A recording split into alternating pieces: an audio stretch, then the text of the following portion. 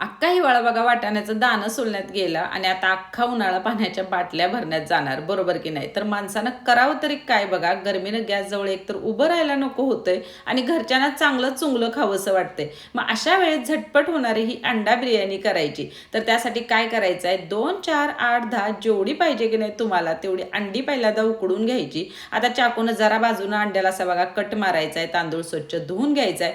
त्याला थोडंसं तिखट, मीठ, हळद, कोथिंबीर घालायची, अंडी परतून घ्यायचे आहेत. नंतर कांदा लालसर असा भाजून घ्यायचा आणि तो बाजूला काढायचा आहे. आता तेलात घरात हाय नाहीत तेवढे सगळे खडे मसाले घालायचे. मग बारीक चिरलेला कांदा, टोमॅटो घालायचा, जरासे हे उलतं करायचं आहे. आता याच्यात आलं, लसूण, कोथिंबीर, पुदिनाचं मी वाटण केलेलं हिरवं वाटण ते घातलंय. सगळं हे परतून घ्यायचं आहे.